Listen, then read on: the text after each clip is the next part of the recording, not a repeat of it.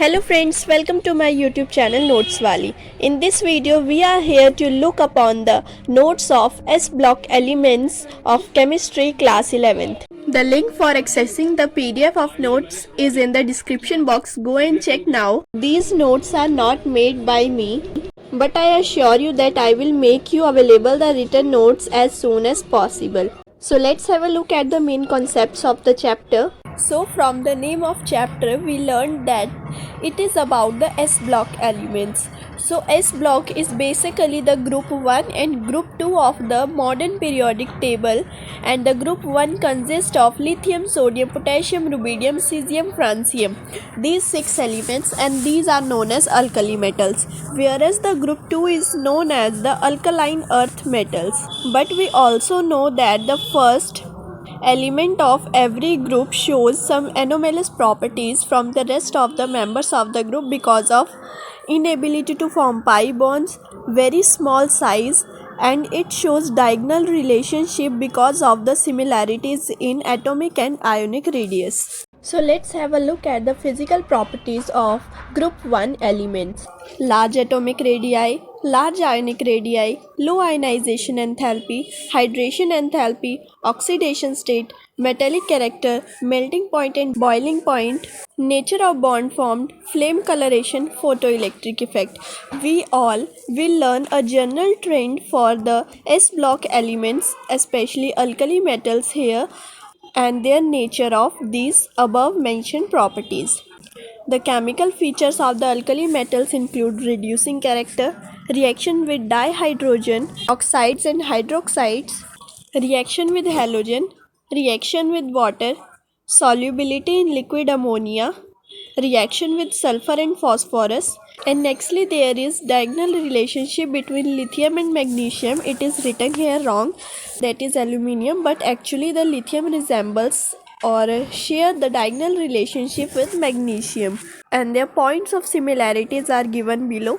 Nextly there is biological importance of sodium and potassium.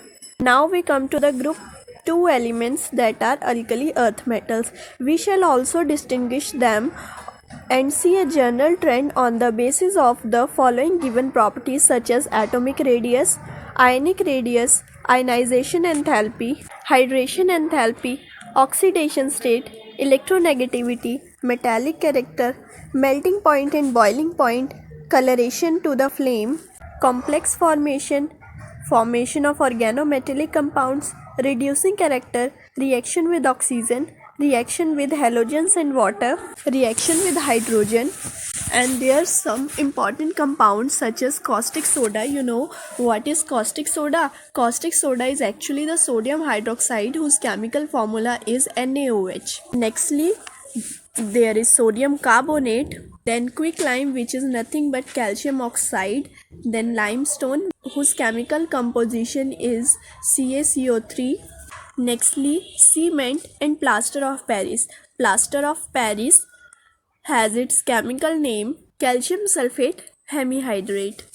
And lastly, the biological importance of calcium and magnesium. You have to read these notes very carefully. These are not made by me, but these are very important, and all the important points of the chapter are written in it. And after these notes you have to read these 1 mark, 2 mark and 5 mark questions, which would really help you to know how the questions come from these chapters and what form they get, and you will be mentally prepared. Firstly, there are 1 mark questions. These are very easy. You should read them. 10 1 mark question. Then we will look at the 2 mark questions. S block and P block chapter doesn't comprise most of your syllabus. Generally the exam comes from them is 4 mark or 6 marks, not much. After 9 2 mark questions, there comes 3 marks question, in which the first question is very important. That is, when an alkali metal is dissolved in liquid ammonia, the solution acquires different colors, and sometimes it comes that why the solution turns blue when an alkali metal is dissolved in liquid ammonia. So you should give reason for that, and this is because of the formation of ammoniated electrons, and if they are in excess, then the color changes to bronze. And you must read the points of similarities between lithium and magnesium, which comes many times in the exam. Also read the anomalous properties of lithium. Next is Solvay process.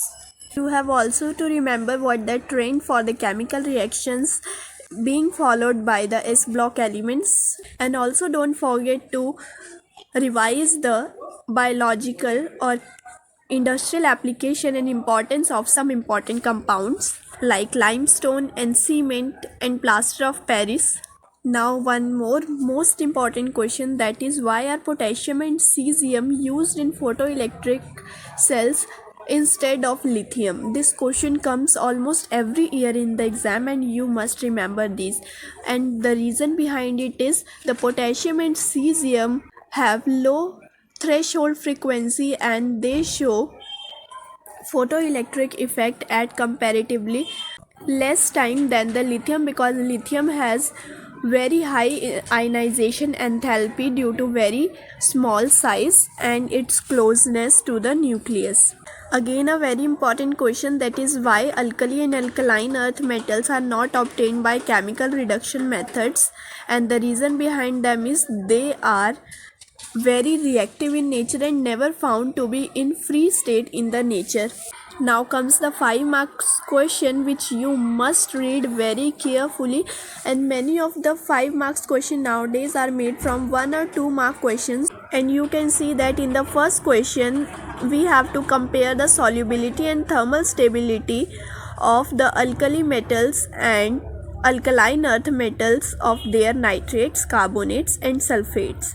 The next question is again comparison based between alkali metals and alkaline metals with respect to their ionization, enthalpy, basicity of oxide and solubility of hydroxides. The last question is the significance of sodium, potassium, magnesium and calcium in biological fluids, which you must remember by heart. Then comes some HOTS question, higher order thinking skill questions, which boost your mental preparedness and checks your mental level. These questions require some higher thinking skills which you have to develop for clearing the competitive exams. And the last question of this HOTS question is again very important, that is why is lithium fluoride almost insoluble in water? Acetone is basically propane 2-one. So friends, that's all for this video and we will meet in the next video with the chapter P block elements. So till then, don't forget to subscribe my channel and like the video and also share your views in the comment section. Thank you. Bye bye.